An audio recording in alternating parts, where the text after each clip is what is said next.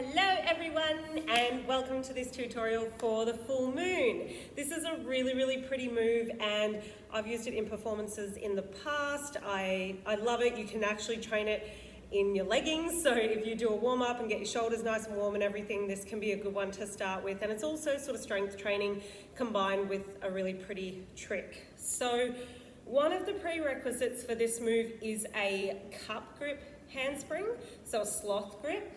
So we'll just start with that. I will go over it in a step-by-step, but I'll kind of condense it for the purpose of the video. So this is the way that I like to teach this trick. It is different depending on where you learn it, but take what is working for you from all the different instructors. And yeah, as long as you're doing it safely, then do what works best for you. So if you start at the side of the pole and take your outside arm above your head and you put it to the pole, that's about the height that you want this hand. You don't want it too high and you don't want to just sort of place it too low. So I find that if you just stand, put the hand on like that, it's a good height to start with. Then this hand, the bottom one, is going to go slightly lower. So if you're standing, it doesn't just go on the pole here, it goes a bit lower. And from there, instead of swinging back like what we do with a lot of the other handsprings, we're going to tuck our body up sideways and pull into the pole. So you can see that my top arm is completely bent. When I'm upside down, I'm actually wanting to have it bent in, like at a 90-degree angle.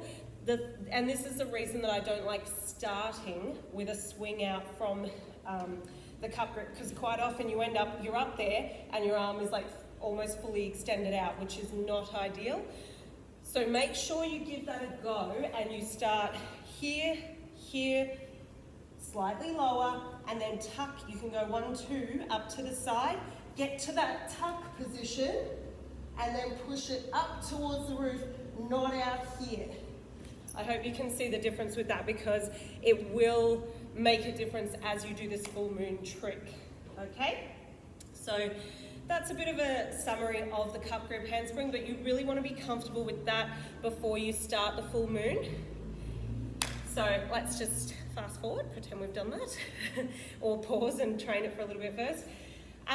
So with the full moon, I think in your mind, and this was the same with me before I had actually done it, you think of it as in just one move, but it is 2 moves.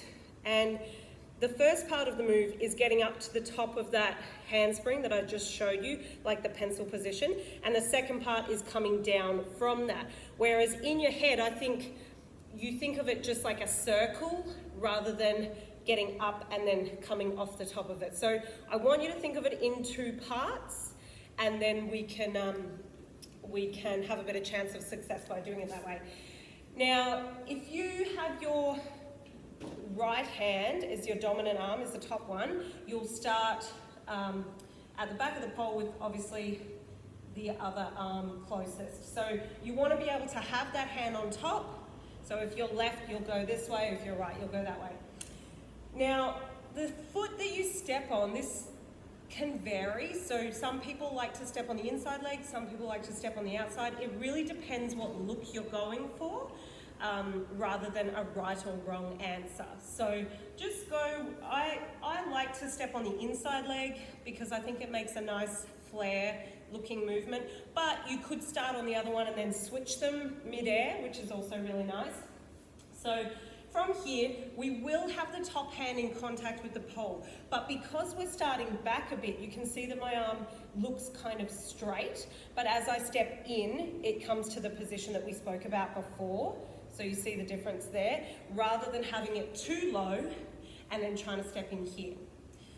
So the top arm is touching and the bottom one won't come into contact until we've stepped on that inside leg.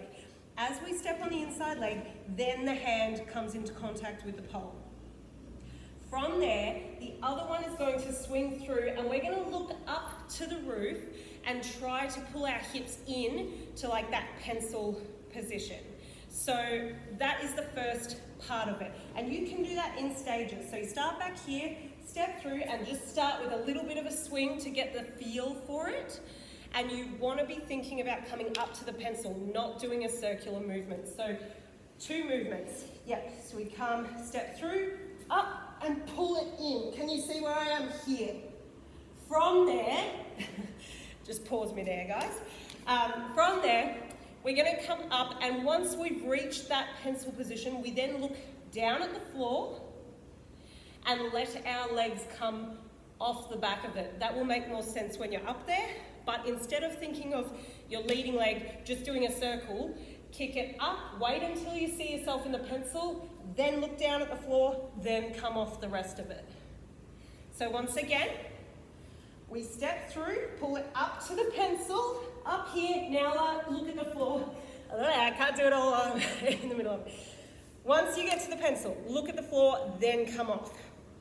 The secret is to try to get your hip as close to the pole as you can. So when you're coming up, if you do it and you find that you're going over like that, it's because you're trying to do the motion all in one rather than pulling up to a pencil and then coming off the back of it.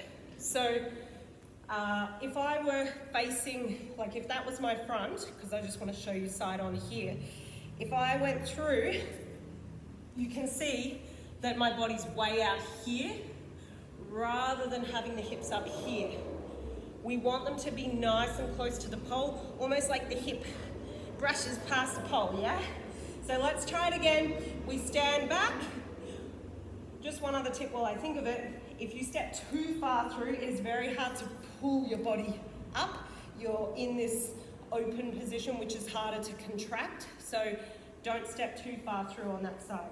So step through, pull up, then look at the floor, then bring it down.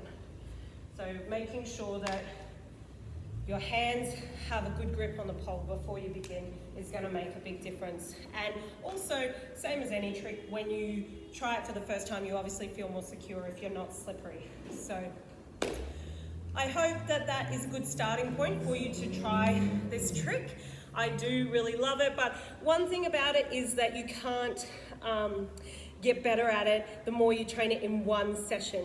You'll find that as you build up the strength, you might get 2 or 3 good ones and then you start to fatigue.